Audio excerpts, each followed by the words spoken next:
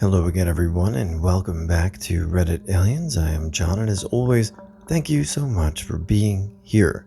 Very straightforward topic. Let's learn. How have you almost died? Please remember to like, share, and subscribe. Due to a broken bone, I was prescribed morphine. I took it as prescribed, and one afternoon I took my pill and laid down to take a nap.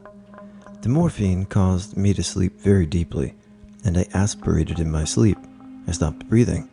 Thankfully, my sister happened to just stop by to check on me that afternoon. She found me not breathing and unresponsive.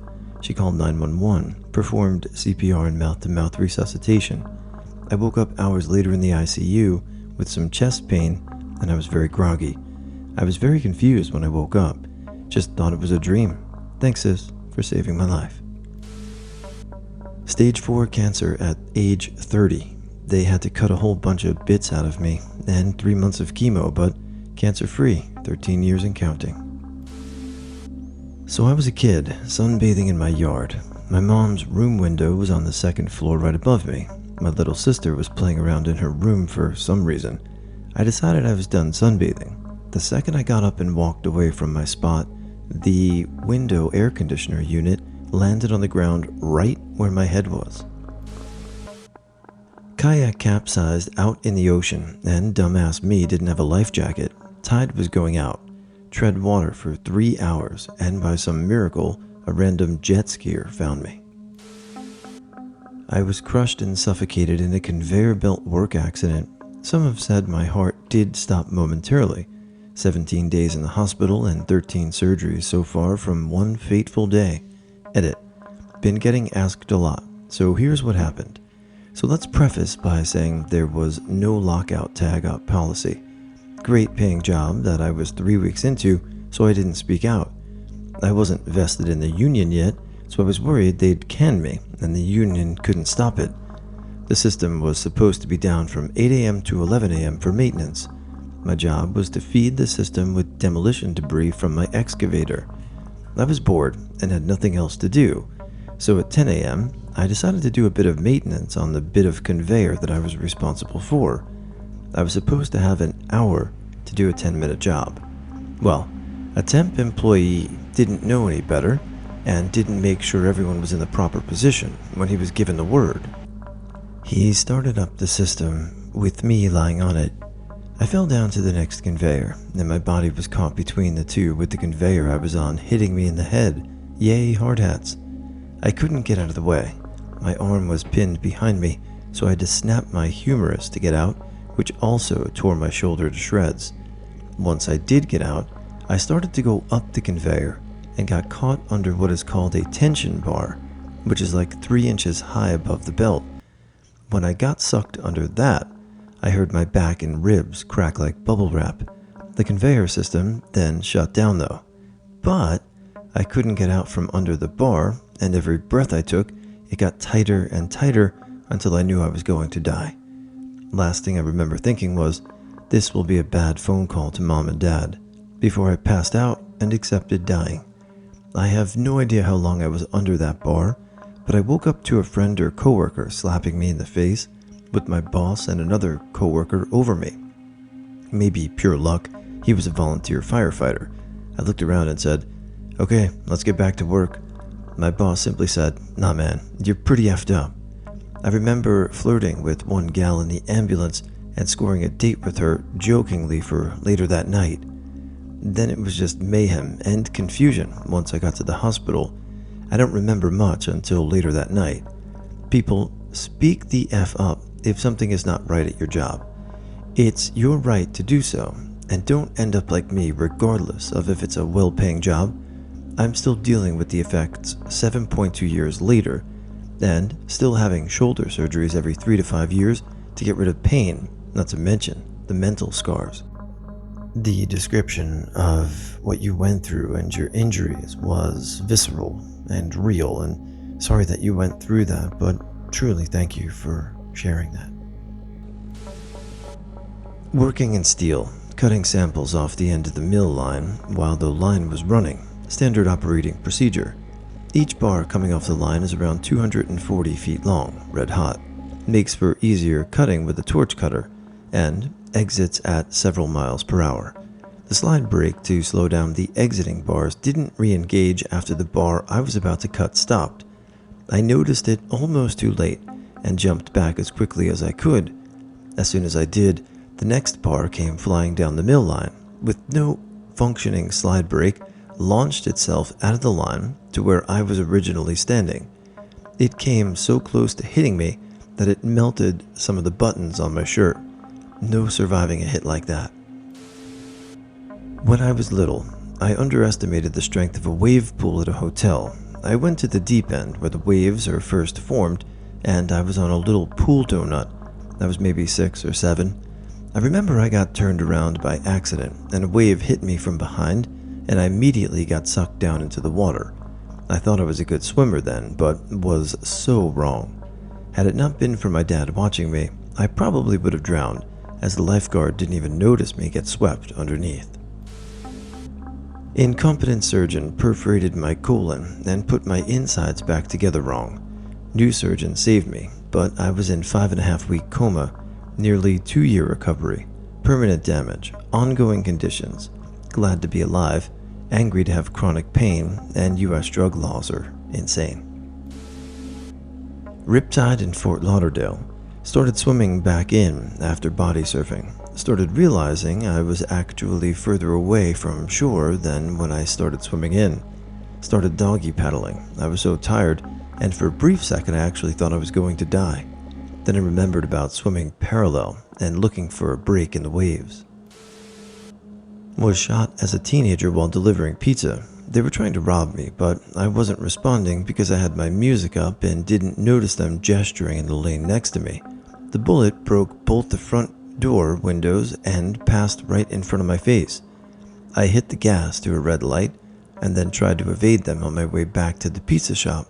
They shot at me again from the road after I finally made it back to the parking lot. Cops never caught them. That seems like incredibly aggressive behavior for a couple of dollars right there. Man, glad you're alright. Got thrown by a horse directly into a barbed wire fence. Had I landed on my head or the wire caught my neck, I'd be toast. Thankfully, my legs went into the wire, and I walked away with the wind knocked out of me and 3 pretty impressive lacerations on my legs. Still have the scars 25 years later. I got T-boned by a logging truck on the driver's side when I was 17. It was inches away from hitting my door head on. Luckily, I remembered my dad telling me if you're ever in a wreck, to do everything you can to get out of the way up until the point of impact, even if it's just half a second. Knowing this, instead of freezing, I slammed the gas pedal and the back driver's side door ended up taking the hit. I walked away with a sore back, but that's it. Didn't even go to the hospital. Sometimes when I'm up late at night, I wonder if I actually did die in that accident and my life since then has been a simulation or some weird hellish afterlife. It would explain a lot. At age 10, I was diagnosed with ITP. The cocktail of medicines they were giving me were failing, and I was not doing well. One night, I began seizing and throwing up and having debilitating pain in my head. They thought I may be having a brain hemorrhage. Took me to get a CAT scan. I can't remember much else after that, but the next morning the nurse came in, gave me medicine for my pain. My mother had said that if I were to require painkillers, oxygen was the last resort. The nurse gave me, an 11-year-old, under 75 pounds, oxy, but with 10 times the dose due to a decimal error. By the time they realized what happened, I was already about to kick it.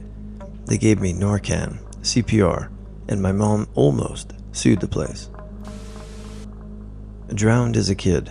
The rich kid in our school had a birthday party. He had one of those Robin Leach-style pools, and his idiot parents thought it would be a good idea to buy the inflatable 10-person white water rafting boats.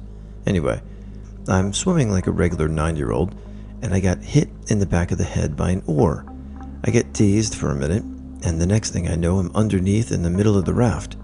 I'm desperately trying to push it up or to the side and panicking. I don't make it and pass out. Luckily, the rich kid's dad was a doctor, and half the parents were too. The kids were oblivious, but some parents saw me get hit and jumped in when they saw I couldn't get out. I came to my pediatrician getting water out of my lungs. I avoided the water for the rest of the summer and still don't feel comfortable around large inflatable water things. I was in Vienna and was trying to cross a wide street. I looked left and it was clear. I looked right and there were a lot of cars. So I sat with my head out, looking right, waiting for them to clear. I heard what sounded like a bicycle bell coming from my right, but ignored it because it sounded like a bicycle bell. The bicycle bell continued to ring and get closer, but I was still watching for traffic on the right. Suddenly, a large streetcar passed less than an inch, a few centimeters, from my face. I felt the wind of it passing slap me. I don't know why they didn't have a more aggressive sounding horn on it, but it was damn close to braining me. My brother turned to me and said, "Whoa, bro, you almost just died." I was pretty shocked by how close I had come to dying, so we went to the bar because I needed a drink to get over the fact that I was an inch away from death. When I was like 13, I was out at a lake park and suffered a heat stroke. I guess I didn't drink enough because I started feeling faint on the stairs of a slide.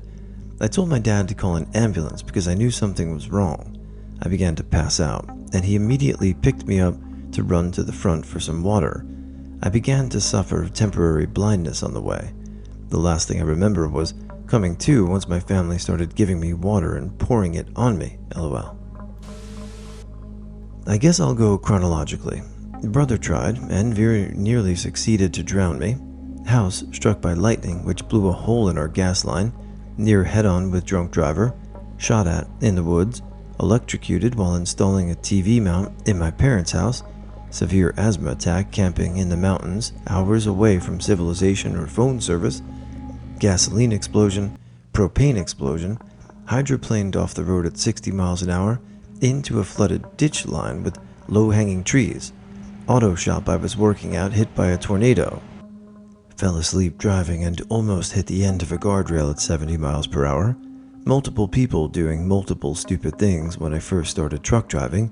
Way too many to count. Lost control on black ice and almost ended up off the side of a 100-foot tall bridge. Chased by a tornado in big truck. Fell down a flight of icy metal stairs. Hypothermia in minus 18 Fahrenheit weather when truck bunk heater killed my batteries while I was sleeping and left me without heat all night long. Hit by a tornado while driving fuel tanker. Untreated concussion. Hit by another tornado while driving fuel tanker. Person tried to commit suicide by truck causing me to swerve and almost roll over fuel tanker. Hit by a tornado while loading said tanker truck. Hit by a tornado while at home. That's all the ones I can remember. Pretty sure there were a few more I forgot along the way. At first I was thinking that maybe this is the universe trying dozens of times to tell you that you shouldn't drive a fuel tanker. Then I'm thinking maybe you should be the one driving the fuel tanker because you got through all that. Was riding a horse far too big and unruly for me as a kid. He took off running and I fell off, landed face down in the gravel. Luckily, he had enough sense to stop, but was standing on my hair a couple of inches from my head. He could have easily trampled me, and I would have most certainly died. I looked the wrong way for cars on a one-way street before crossing while on my bike. Decided to look the other way, just for S&Gs, midway, and saw a wall of cars quickly approaching. It effed me up for a few weeks. I started having nightmares. I realized I must care more about living than I did several years ago at the height of my depression. I appreciated how much my mental health had improved, so I got a tattoo to commemorate the incident. Years ago, got pulled out in an undertow pretty far from shore when I went to the beach. On my birthday, I got pulled out so far that I thankfully caught a sandbar and was able to make my way back to land. Hit by a car when I was about 11 or 12. Huge blind spot in the form of a long row of bushes, blocking sight both ways at an intersection. I vividly remember being hit so hard that both my feet left the ground and I was thrown up onto the hood. Lady driving and her kid in the back were about as scared shitless as I was. When I was even younger, maybe about 6 to 8 years old, I got into some trouble with some other little shit in my neighborhood. He went and rallied his older brother and a couple of his brother's older friends. I figured they were around 10 to 12 years old, and they gang jumped me alone. They threw me into some yard on a hill and pinned me down and beat the shit out of my head and face until I was swollen and covered in my own blood and nearly passed out.